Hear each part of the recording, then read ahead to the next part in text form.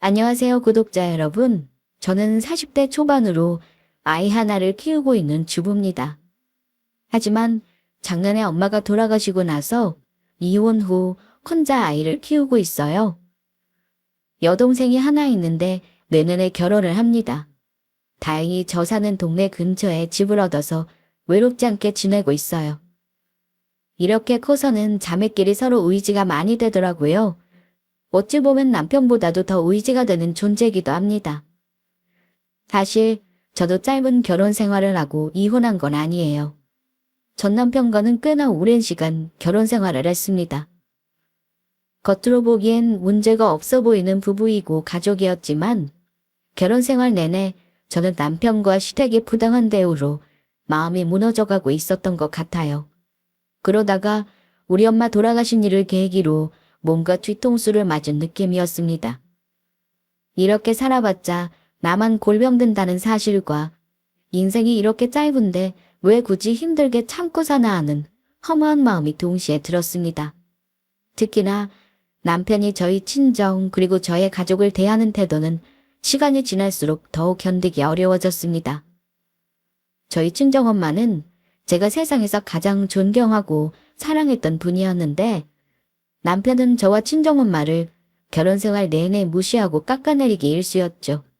매번 그럴 때마다 가슴이 찢어질 것 같았지만 참고 또 참으며 결혼 생활을 이어왔습니다. 그러나 엄마가 돌아가시고 나서는 더 이상 참을 수 없었습니다. 남편이 엄마의 보험금을 놓고 욕심을 부리는 모습을 보게 되었을 때 그 순간 저는 모든 걸 내려놓기로 결심했어요. 남편은 엄마가 돌아가신 후에 너무나 속물적인 모습을 보였습니다. 내 아이를 같이 키우는 동지라고 생각하고 참고 살려고 한 그 마음까지 모조리 사라지게 만들었습니다. 힘든 기억을 떠올려 사연을 보내자니 작년에 엄마 돌아가실 때가 기억에 유난히 생각이 많이 납니다. 저희 친정엄마가 돌아가신 이유가 바로 암이셨어요. 결혼 전에는 건강하셨는데 우리 딸이 초등학교에 들어갈 때 난소암 진단받고 3년간 투병하시다가 돌아가셨습니다. 그때만 생각하면 아직도 제가 엄마에게 못해준 게 많은 것 같아서 눈물이 납니다. 엄마 돌아가시기 전에 저에게 가장 많이 했던 말이요. 인생 짧다는 말씀이셨습니다. 정은아, 엄마가 살아보니 참 덧없는 게 인생이고 짧디 짧은 게 인생이더라. 우리 딸은 엄마처럼 오늘 하고 싶은 거 다음으로 미루고 살지 말았으면 좋겠어. 하고 싶은 거 먹고 싶은 거 있으면 다 하고 살아. 그래야 네 딸도 행복한 엄마 보고 행복하게 사는 거야. 엄마가 너 힘들어도 말 안 하고 참고 사는 걸 왜 모르겠니? 아프면 다 소용없다. 엄마 말 무슨 말인지 알지? 엄마도 참 내가 하고 싶은 거 지금 뭐 못하고 사나? 엄마는 아픈 와중에 무슨 내 걱정을 해. 엄마 빨리 털고 일어날 생각이나 해야지. 아마 엄마도 저 보면서 안타까운 적이 한두 번이 아니셨을 거예요. 살면서 엄마에게 보고 사이 좋은 모습만 보이고 살지 못했으니 엄마가 가시면서도 끝까지 저랑 외손녀 걱정만 하신 것 같네요. 결혼 생활 10여 년 동안 나쁜 일만 있었던 건 아닙니다. 저희도 남들처럼 그저 지지고 볶고 산전수전 다 겪으며 살아왔죠. 그렇게 큰 다툼도 있었고 작은 기쁨도 있었습니다. 솔직히 말하자면 남편이 외도를 하거나 폭력을 행사하는 그런 극단적인 문제는 없었기에 그럭저럭 참고 살아왔던 것 같아요. 하지만 결혼 생활이 단지 견딜 수 있느냐의 문제가 아니라는 걸 점점 깨닫게 되었어요. 부부 사이라는 건 그저 큰 문제가 없다고 유지되는 게 아니더라고요. 어느 한쪽이 부당한 대우를 받거나 일방적인 희생을 강요한다면 그것만으로도 충분히 이혼 사유가 될 수 있다는 걸 저는 너무 늦게야 알았습니다. 결국 관계란 서로의 존중과 배려가 없이는 지속될 수 없다는 것을 깨닫게 되었던 거죠. 한마디로 남편은 저에게 존중과 배려가 없는 사람이었어요. 남편뿐 아니라 혼자 계신 시어머니도 마찬가지였습니다. 결혼 후 얼마 안 돼서 시아버지가 돌아가셨는데 그때부터 시어머니가 우리 부부에게 바라는 게 부쩍 많아지셨던 것 같아요. 그때는 이미 우리 딸도 어느 정도 커서 육아도 수월했을 때인데 자꾸 합가를 강요하셔서 한동안 제가 어머니와 관계가 나빠졌습니다. 그때 남편과도 결혼 생활 중에 제일 많이 싸웠던 것 같네요. 시아버지 돌아가시기 전에 사실 시어머니와 제가 그리 가까운 고부 사이라고 할 수는 없었습니다. 그동안 쌓인 건 많았지만 혼자 되신 모습이 우리 친정엄마 같기도 하고 엄마도 시어머니 한동안 힘드실 테니 잘해드리라는 당부를 저한테 자주 하셨기에 나름 노력했습니다. 식사는 하셨는지 불편한 데는 없으신지 외로우실까봐 전화통화도 자주 하려고 하고 말 한마디라도 좋게 해드리려고 했어요. 가깝다는 이유로 친정보다 시댁에 더 자주 가기도 했고요. 그런데 어머니가 그때는 저를 한동안 홀대하지 않으시더라고요. 근데 이유가 있었습니다. 저한테 한다는 소리가요. 글쎄 같이 살자고 하셨습니다. 이런 거 저런 거 잘해줘도 다 무슨 소용이니. 같이 살면 되는데 뭐 자꾸 챙기려고 들어. 나는 이제 자식이랑 같이 살아야 할 것 같구나. 내가 자식이 많은 것도 아니고 아들 하나인데 혼자 뚝 떨어져서 살기는 싫어.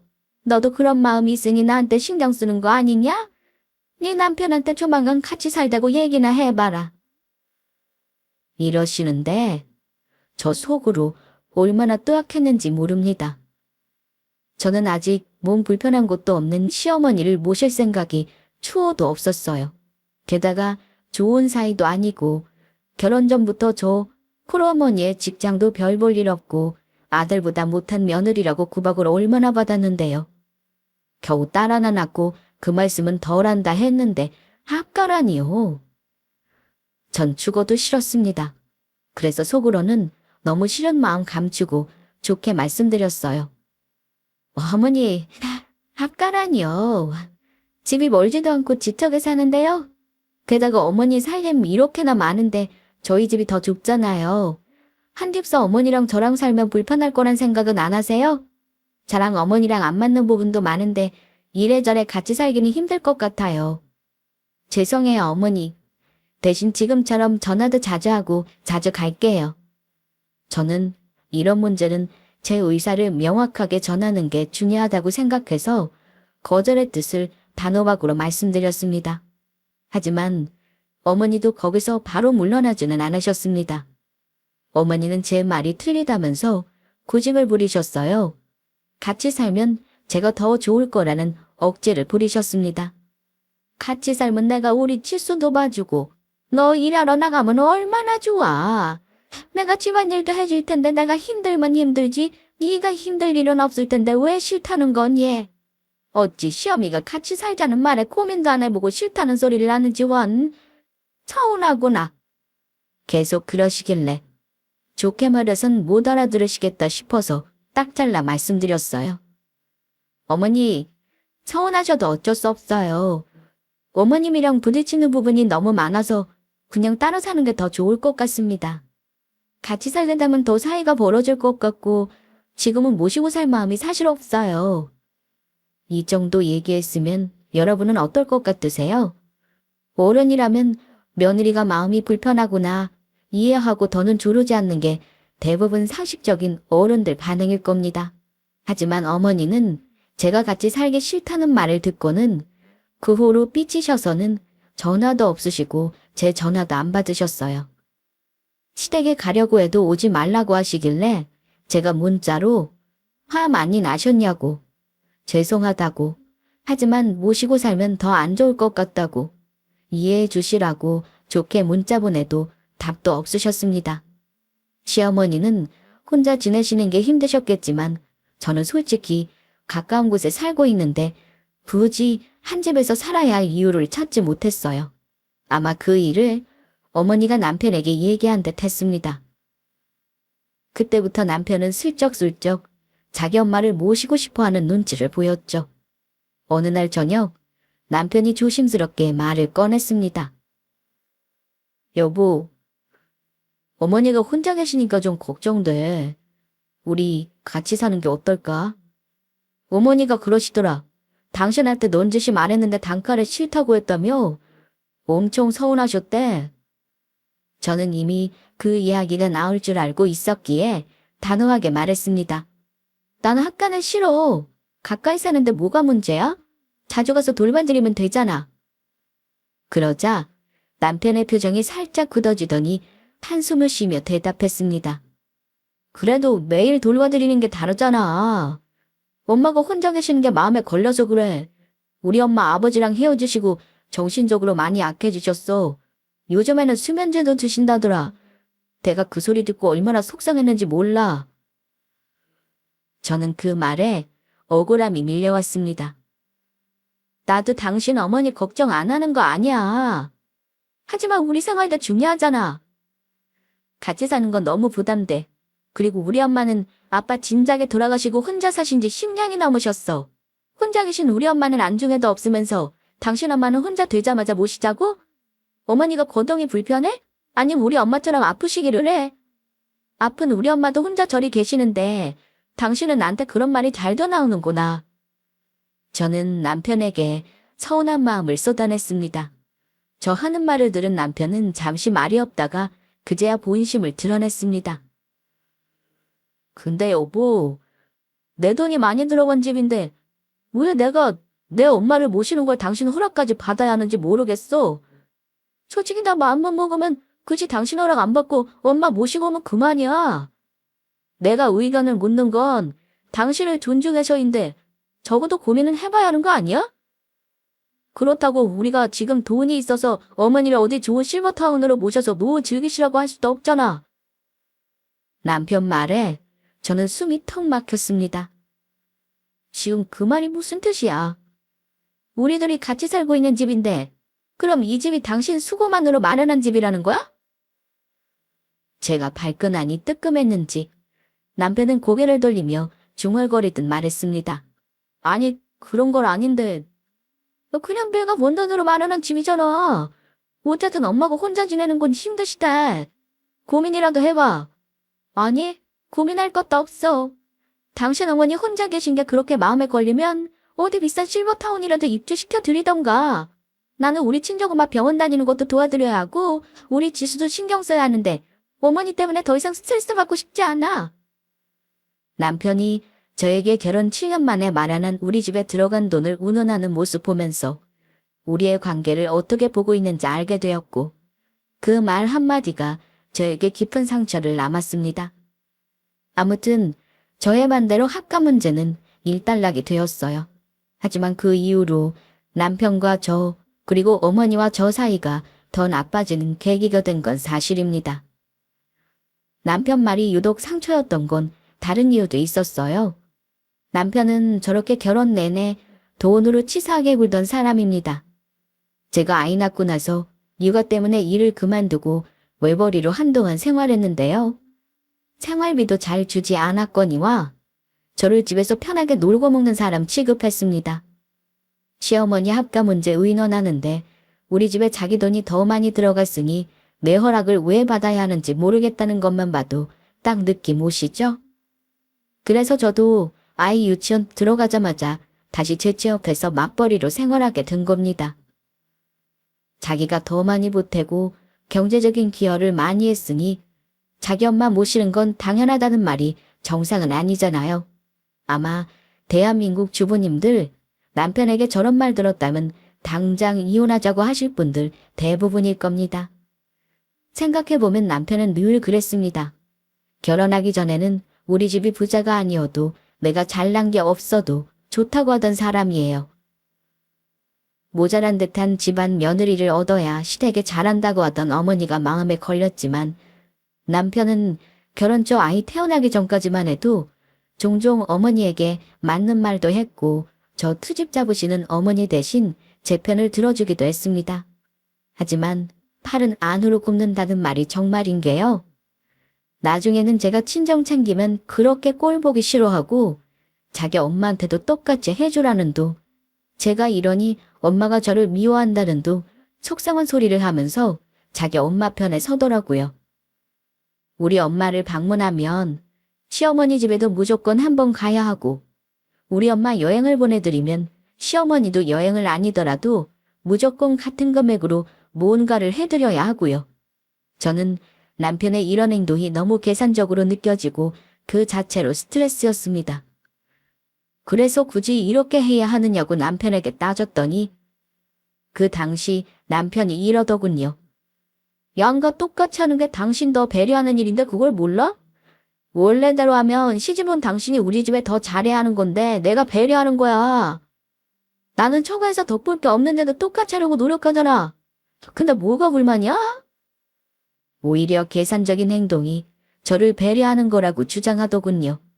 저는 남편의 그 말에도 동의가 안 되더라고요. 결혼 전부터 처가에 살갑게 자라는 사이와는 거리가 멀지만 저런 계산적인 모습을 보이니 저 서운했습니다.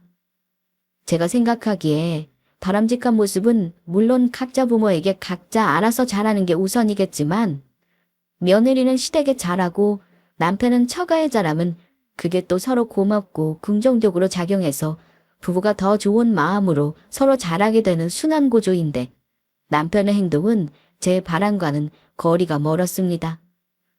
남편이 악착같이 계산적으로 양가에 저러니 처음에 시댁에 잘하려고 했던 제 순수한 마음이 더 사라졌다고 하면 이해하실 겁니다. 그래서 나중에는 저도 남편이 딱 하는 만큼만 하게 되더라고요. 게다가 말씀드렸듯이 시어머니와 제가 갈등이 크다고 할 수는 없어도 가까운 사이가 아니다 보니 결혼 생활을 하면 할수록 더 이해 안 가는 부분이 많아졌어요. 받는 걸 당연하게 생각하는 시어머니 때문에 더 잘하고 싶은 마음이 없게 됐습니다. 저는 일단 그 상대가 누구든 받은 만큼 감사히 생각하고 갚는 건 사람의 도리라고 생각하는 사람입니다. 가족끼리도 마찬가지고 부모 자식 간에도 기브 앤 테이크 당연하다고 생각해요. 그런데 시어머니는 주는 것 없이 받는 것만 익숙한 분이셨습니다. 예를 들면 쪼잔할 수도 있지만 우리 엄마는 무슨 대인이 복날이니 하면 별의별 의미 다 부여하시면서 저랑 우리 딸 먹으라고 용돈도 챙겨주시고 동생도 조카 옷 사주라며 분기마다 돈도 보내고 합니다. 외식해도 우리 엄마가 저 모르게 먼저 계산하신 적도 많아요. 게다가 뭐 사실 때 꼭 우리 쓰라고 꼭 같이 사서 보내주시는 분입니다. 그런데 시어머니는 다 퍼주려고만 하는 친정엄마와는 차원이 다르신 분이었어요. 무슨 날만 되면 저에게 무슨 날인데 용돈 안 주냐는 둥 바라기만 하셨습니다. 우리만 여행 가고 시부모는 보이지도 않냐며 서운해하셨고요. 시가에 가도 밥은 너네가 당연히 사는 거다. 이런 식이었습니다. 물론 명절이나 생신, 어버이날은 양가 모두 당연히 챙겨드리죠. 친정어머니는 제가 용돈 드리면 너네가 무슨 돈이 있어. 엄마 챙겨줄 필요 없어. 너네만 잘 살면 그만이다. 이러시는데 시어머니는 꼭 자식 며느리가 드리는 용돈을 받아도 돈을 봉투에서 꺼내 일일이 다 세어보시며 이런 말을 던지셨습니다. 너넨 둘이 버는데도 부모한테 이거밖에 못 줘? 남의 자식 얘기 들으면 명절에 돈 백은 많은 것도 아니더라. 그리고 금액이 짝수가 뭐야? 다음부터는 1357고 꼭 홀수로 챙겨놔. 이런 식으로 핀잔만 주셨습니다. 그럼 저는 잘하고 싶은 마음이 아예 없어지곤 했어요. 받을 생각만 잔뜩 하고 계셨던 시어머니는 결혼한 이후 줄곧 바라기만 바라시고 친정엄마는 넉넉지 않은 살림에도 자꾸 저 챙겨주니 엄마나 동생에게 미안하고 나중에는 그냥 시댁에는 저도 안 주고 아무것도 안 받고 싶은 마음까지 들었습니다. 그런데 이만저만하게 살았다면 아마 제가 이혼까지는 마음 먹지 않았을지도 몰라요. 제가 남편과 시어머니에게 서운한 마음이 생긴 건 친정엄마가 투병 생활을 하면서였습니다. 그 전에 가졌던 마음과는 비교도 안 되게 남편과 시어머니에 대한 서운함과 미움이 깊었달까요? 엄마는 암 선고 받기 전에도 아픈 곳이 유난히 많으시긴 했어요. 그러면서도 본인 살림 건사하시고 경제활동까지 하시던 분입니다. 엄마가 작게 수혜 공방을 하세요. 오래전에 5평짜리 상가 분양받아 20년 넘게 한 자리에서 운영하시며 단골 장사하세요. 그걸로 저랑 동생 다 키우셨고요. 그래도 대출 같은 거 없고 엄마 앞으로 집 있고 노후 준비해 놓으셨으니 자식들에게 짐은 안 될 거라고 하셨습니다. 엄마는 이제야 인생을 조금 여유롭게 즐기시려던 참이었어요. 손주도 보시고 하고 싶던 일들도 시작하려던 차에 갑작스럽게 암 선고를 받으셨죠. 엄마도 큰 충격을 받으셨지만 저와 동생은 그야말로 멘붕 상태에 빠졌습니다. 현실을 받아들이기가 너무 힘들어서 몇 날 며칠을 울기만 했어요. 의연한 엄마를 봐서라도 애써 마음을 다잡아보려 했지만 매일같이 울었습니다. 엄마 암은 초기도 아니었고 3기가 넘어가는 병기라 병원에서도 수술하기 전 항암을 해야 한다고 했고 엄마 체력이 많이 떨어질 수 있다고 했습니다. 하지만 저랑 동생은 일단 엄마를 살려야 한다는데 합심하기로 했어요. 시어머니와 남편도 엄마 아프다는 소식을 듣고 놀라긴 했습니다. 그런데 저는 남편과 시어머니 반응에 사뭇 기분이 나빴습니다. 남편은 괜찮으신지 앞으로 치료 계획이 어떤지 묻기보다는 보험부터 따져 묻더군요. 암 치료하는데 돈이 가장 중요하다면서요. 제가 엄마의 상태를 이야기하며 눈물을 참고 말했을 때 남편은 갑자기 진지한 표정으로 물었습니다. 여보, 근데 말이야. 장모님 보험은 들어두셨어? 왜 그 암보험 말이야? 들어두신 거 있지? 순간 너무 당황해서 대답을 못했어요. 남편이 다시 말을 이어갔습니다. 암 치료하는데 돈이 정말 많이 드는데 혹시 보험 안 들어놓으셨으면 우리 돈이 거덜날 수 있는 거잖아. 암이 뭐 돈이 한두 푼 들어가는 병도 아니고 솔직히 내 입장에선 치료비가 걱정돼서 그래. 저는 남편 말이 끝나자마자 울컥하는 마음을 참을 수 없었습니다. 지금 그게 문제야. 엄마가 암 진단을 받았다는데 돈 얘기는 하고 있을 상황이냐고? 남편은 저의 반응에 당황한 듯 말을 더듬으며 답했습니다. 아니, 그런 뜻이 아니라 현실적으로 생각해야 하잖아. 암 치료하는데 돈이 제일 중요하잖아. 나중에 우리가 그 비용을 어떻게 할지 걱정돼서 하는 말이야. 하늘 일이 아니라니까. 저는 눈물을 참지 못하고 엉엉 울면서 말했습니다. 당신 정말 사람이 어떻게 이럴 수가 있어. 엄마가 지금 얼마나 힘든지 알기나 해? 돈 걱정을 하지 말라고. 당신도 쓸 일 앞으로 절대 없으니까. 남편은 뭐라도 말은 하지 않았지만 이미 제 마음속엔 씻을 수 없는 상처가 되었습니다.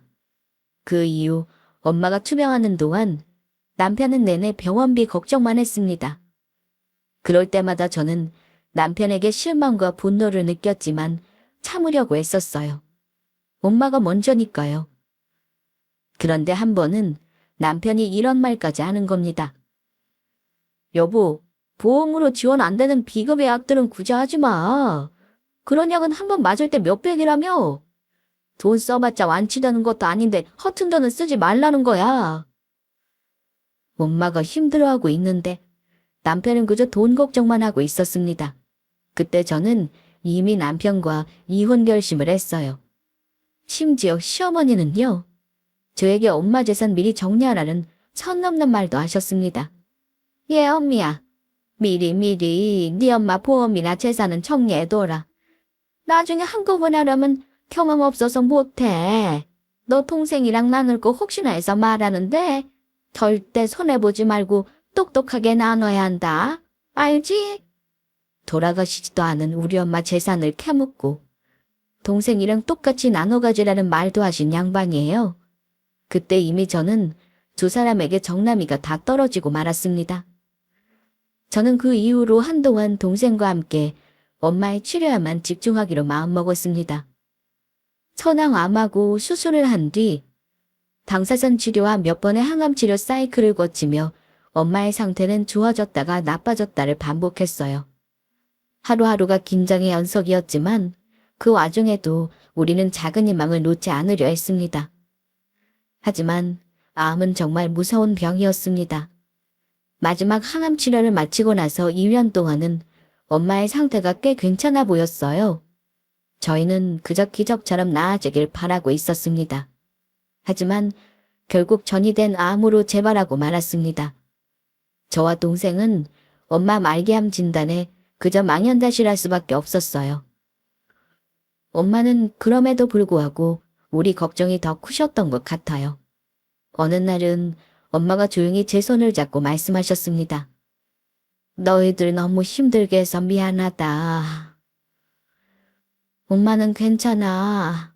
이러다가도 나아질 수도 있잖니. 저는 눈물이 고여 차오르는 걸 참으며 겨우 대답했습니다. 엄마, 무슨 소리야? 아픈 엄마가 힘들지 우리가 뭐가 힘들어. 엄마만 나아지면 돼. 지금 엄마 괜찮아지고 있는 거 느끼지? 그러니까 우리 걱정은 말고 엄마 생각만 하자. 엄마는 살짝 웃으시더니 고개를 저으셨습니다. 앞으로 너희 인생 살아가야 하는데 엄마가 아픈 바람에 침이 된 것 같아 미안하다. 엄마, 그런 말 하지 마. 우리한테 엄마가 얼마나 소중한데. 힘들어도 괜찮아. 엄마만 옆에 있으면 돼. 엄마는 제 손을 꼭 잡으며 잠시 말을 멈추셨다가 조용히 한숨을 내쉬셨습니다. 그래도 너희들 행복하게 잘 살았으면 좋겠어. 엄마는 그게 제일 큰 바람이야. 그날 밤 엄마의 손을 잡고 있던 그 감촉이 아직도 생생합니다. 엄마는 항상 저에게 인생은 짧으니까 나중에 후회하지 말고 지금 행복하게 살아야 한다는 말씀을 자주 하셨어요. 그 말이 저에게는 큰 위로이자 가르침이었죠. 하지만 엄마도 3년 가까이 암과 싸우며 점점 지쳐가셨습니다. 온갖 치료를 견디며 노력하셨지만 결국 병은 이겨낼 수 없었고 엄마는 제 곁을 떠나고 말았습니다. 엄마 돌아가실 때 저랑 동생은 세상이 무너지는 듯한 슬픔을 맛봤습니다. 엄마 인생이 너무 가여워서 울었어요. 힘들게 투병하시던 엄마를 더 이상 고통 속에 두고 싶지 않다는 생각도 했었지만 막상 엄마가 떠나고 나니 그 빈자리는 상상조차 할 수 없을 정도로 크게 다가왔어요. 엄마 장례를 치르고 이런저런 사후 정리를 하는 동안 충분히 슬퍼할 시간조차 없었습니다. 동생과 함께 현실적인 문제들을 처리하느라 정신없이 바빴어요. 그런데 그 과정에서 알게 된 건 엄마가 생각보다 저와 동생을 위해 정말 많은 준비를 해두셨다는 거였습니다. 엄마는 평소 우리에게 부담을 주지 않으려고 했던 것처럼 돌아가신 후에도 자식들에게 빚을 남기지 않으셨어요. 그뿐만 아니라 큰 돈은 아니지만 어느 정도의 재산도 남겨주셨습니다. 그리고 사망 후에 지급되는 생명보험금이 꽤나 큰 금액이었어요. 그 돈이 있을 줄은 전혀 몰랐는데 엄마가 마지막까지 우리를 위해 준비해 주셨다는 생각에 감사함과 슬픔이 교차했습니다. 하지만 진짜 충격적인 일은 엄마가 돌아가신 후 남편의 반응이었습니다. 저와 동생은 장례를 치르고 슬픔 속에 있는데 남편이 위로랍시고 개소리를 하더군요. 여보, 당신은 장모님께 자식으로 할 만큼 했으니 너무 슬퍼하지 마. 내가 볼 땐 장모님도 결국 자식들 생각해서 병원비 더 들기 전에 돌아가신 것 같아. 그 상태고 계속 살아계셨어 봐라. 그나마 있는 재산도 다 병원비로 들어가고 당신이랑 처제한테 남겨줄 돈도 없었을 거 아냐. 뭐라고? 당신 지금 뭐라 그랬어? 기막혀서 되묻는 저에게 남편은 진지한 표정으로 덧붙였습니다. 병원비 계속 나가는 거 장모님도 알고 계셨을 거 아니야. 자식들 부담 덜어주려고 돌아가신 거겠지. 그 말을 듣고 저는 도저히 참을 수 없었습니다. 당신 지금 그 말이 무슨 뜻인지 알고 하는 거야. 나한테는 병원비 더 들기 전에 엄마 잘 죽었다는 말로 들리거든? 남편은 당황한 듯 고개를 저으며 말했습니다. 아니, 그런 뜻이 아니고, 그냥 현실적으로 말한 거야. 하지만 남편의 그 말이 제 이혼 결심에 세기를 박아주더군요. 당신, 정말 사람이 어떻게 그래? 우리 엄마가 얼마나 힘들게 투병하다가 돌아가신 지 다 봤잖아. 생전에 엄마가 베풀어 주시는 거 다 받아놓고 그딴 말이 나와. 당신은 인간도 아니야. 인간도 아니야. 저는 남편에게 분노를 쏟아냈고 주변 정리가 되는 대로 이 인간과 반드시 이혼하리라 결심했습니다. 그런데 이혼 구실은 남편놈이 알아서 만들어주더군요. 상속 절차가 모두 끝난 후 남편이 드디어 속내를 드러내기 시작했습니다. 어느 날 남편이 슬쩍 저에게 엄마의 보험금 수령액을 묻더니만 그 이후 며칠 동안 계속 희죽거리면서 집안을 돌아다니는 겁니다. 처음에는 그저 기분이 좋은가 보다 했지만 뭔가 이상하다는 생각이 들었어요. 그러던 어느 날 남편이 시어머니와 통화하는 걸 우연히 들었습니다. 남편이 어머니에게 이렇게 말하는 겁니다. 엄마, 집 팔아서 그걸로 놓으자고 마세요. 내가 조만간 돈이 좀 생길 것 같거든? 그 돈으로 엄마 호화 실버타운에 입주하게 해줄게. 저는 그때까지도 남편이 무슨 생각을 하고 있는지 정확히 알지 못했습니다. 그런데 며칠 후 남편의 계획이 밝혀졌어요. 남편이 말하는 그 돈이 다름 아닌 우리 엄마가 남긴 보험금이라는 걸 알게 된 순간 저는 정말 기가 막혔습니다. 남편이 진지한 표정으로 말하더군요. 여보, 장모님이 남기신 보험금 말이야. 처제랑 나눠도 3억이라며? 그 돈으로 우리 엄마 실버타운에 보내드리면 어떨까? 아마 고급 실버타운에 가시면 당신이나 나한테 합가져는 소리도 안 하실 거야. 어때? 당신한테도 좋은 일이잖아. 저는 그 말을 듣고 속이 보글보글 끓었지만 겉으로는 아무렇지도 않은 척 차분하게 대답했습니다. 드디어 네가 네 무덤을 스스로 파는구나 싶었죠. 한 번에 알겠다고 하면 재미없으니 조금의 밀당을 했습니다. 글쎄? 어머니 보내려면 당신 돈으로 알아서 해. 내가 왜 우리 엄마 보험금으로 어머니 실버타운 보증금을 내야 하는지 모르겠다. 남편은 잠시 당황한 표정을 짓더니 다시 설득하려 했습니다. 아니, 그게 다 가족을 위한 거잖아. 엄마는 혼자 외롭지 않게 노년 보내시니 좋고 학교 얘기 안 하실 테니 결국은 우리한테도 좋은 일이니까. 저는 이미 이혼할 마음을 굳혔기에 더 이상 남편과 싸우고 싶지 않았어요. 그래서 일부러 담담한 척 말했습니다. 그래, 알았어. 당신 말대로 최고급 실버타운으로 알아볼게. 비용에 맞는 곳으로 찾아보자고. 남편은 제가 순순히 동의하자 의아한 표정을 지었지만 이미 저는 이혼 준비야 어머니가 지내실 실버타운인지 뭔지를 수준에 맞는 곳으로 알아보겠다는 계획이 있었습니다. 남편이 자기 엄마를 위한 실버타운 입주 비용을 마련하기 위해 우리 엄마가 남긴 보험금으로 쓰려 했다는 사실은 생각할수록 열받더군요. 그동안의 결혼 생활을 생각하면 분노와 허탈감이 동시에 몰려왔습니다. 어떻게 사람이 이럴 수 있나 싶어 가슴이 찢어질 듯 했어요. 속으로 외쳤습니다. 네 엄마 실버타운 입주하시는 날이 우리 이혼하는 날이다. 라고요. 남편에게는 내가 비용을 대는 거니 직접 알아보겠다고 했어요. 남편과 시어머니는 인터넷에 나오는 몇 억짜리 보증금에 월세도 몇백씩 하는 고급 실버타운을 기대하고 있더군요. 남편은 마치 그 돈이 이미 자기 것인 양 신이 나 있었고 시어머니도 기대에 부풀어 있었죠. 하지만 정작 저는 그 시간에 실버타운이 아닌 이혼에 대해 알아보고 있었습니다.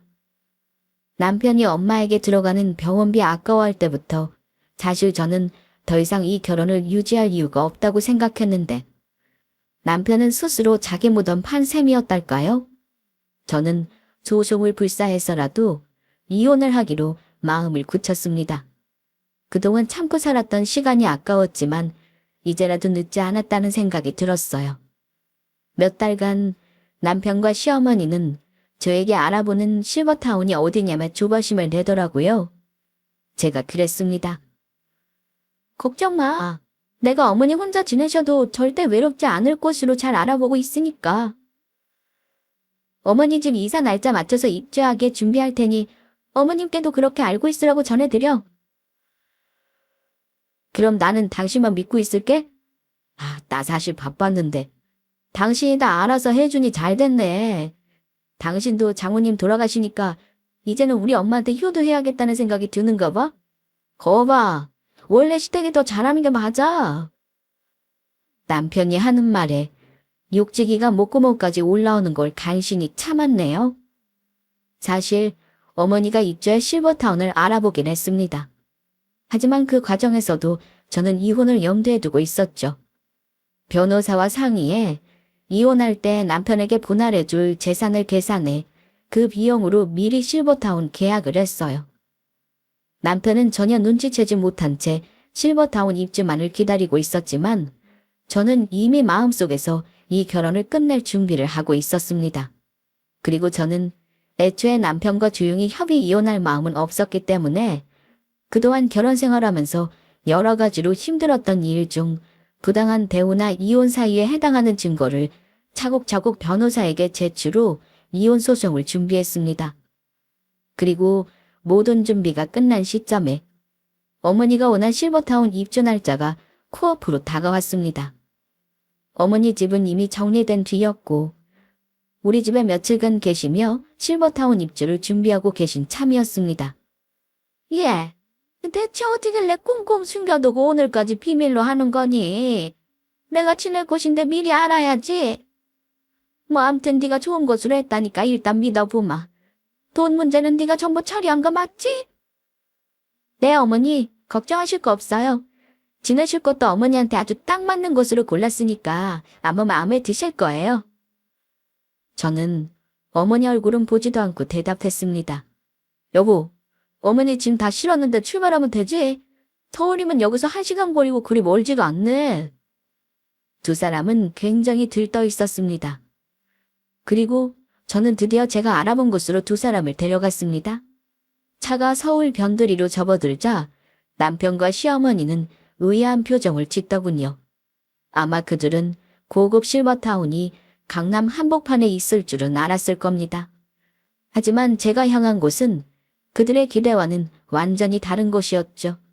남편의 표정에서 점점 불안이 묻어났습니다. 드디어 목적지에 도착했을 때 저는 일부러 밝게 말했습니다. 자, 다 왔네. 두 사람 이제 내려요. 여기 당신 어머니가 지낼 곳이야. 내가 말했잖아. 당신네 수준에 딱 맞는 곳을 알아봤다고. 남편과 시어머니는 순간 멍한 얼굴로 저를 쳐다봤고 시어머니는 주변을 둘러보며 불안하게 중얼거렸습니다. 이 여기가 맞는 거니? 이게 그 실버타운이라는 곳이야? 남편은 얼굴이 붉어지더니 저에게 따지듯 말했습니다. 여보, 여기 대체 어디야? 이건 실버타운이 아니라 거의 고시원 수준의 양로원 아니야? 남편의 얼굴에는 분노와 당혹감이 섞인 표정이 역력했습니다. 저는 담담하게 말했습니다. 내가 당신들 수준에 맞는 실버타운을 알아본다고 했잖아. 당신 어머니 수준에 딱 맞는 곳이 바로 여기야. 이제 어머니 모시고 잘 지내봐. 어때? 시설 마음에 들지? 사실 제가 알아본 곳은 노인 요양시설이긴 했지만 실버타운이라고 할 수 없는 거의 고시원이나 다름없는 저렴한 곳이었어요. 그러니 남편 놈이 눈이 뒤집어지며 저에게 화를 내더군요. 당신 미쳤어? 감히 우리 엄마를 이런 곳에서 지내게 하겠다고? 당장 내가 다시 알아볼 테니 장모님 보험금이나 내놔. 보험금 같은 소리 하고 있네. 나 안 미쳤으니까 당신한테 보험금 안 준 거야. 우리 엄마 보험금으로 당신 어머니 실버타운 입주시키자는 게 정상이냐고. 이게 말이 된다고 생각해? 당신이야말로 정신 차려. 그 말과 함께 저는 가방에서 준비해둔 이혼 소장을 꺼내서 남편에게 던졌습니다. 소장이 남편 손에 닿는 순간 그의 얼굴이 일그러졌고 손까지 부들부들 떨리기 시작했습니다. 남편은 저에게 소리를 질렀습니다. 나한테는 전부 다 알아서 하겠다더니 이렇게 한 방 먹이려고 속셈을 꾸민 거였어? 우리 엄마는 집까지 정리했단 말이야. 이건 엄연히 사기라고. 근데 뭐 이혼, 내가 이혼 청구해도 모자랄 판이야. 이혼은 뭐 쉬운 줄 알아? 어디 해볼 테면 해봐. 남편 놈은 누가 불리한지 유리한지 판단을 못하고 저에게 소리를 지르더라고요. 그때 어머니는 분을 못 참고 싸우는 우리 두 사람 사이에 서시더니만 제가 아닌 남편 뺨을 날렸습니다. 뒤늦게라도 어머니가 정신을 차리셨나 했는데요. 어머니 하는 말에 그럼 그렇지 했네요. 야 이놈아, 너만 믿으라며. 엄마가 그랬지. 마누라 믿지 말고 그 돈 네 수중에 가지고 있으라고. 아이고 나는 이제 어쩌면 좋니. 어쩌면 좋아. 어머니는 충격으로 자리에 털썩 주저앉으며 눈물을 쏟기 시작했습니다. 남편은 뺨을 부여잡고 아무 말도 못하고 서 있더군요.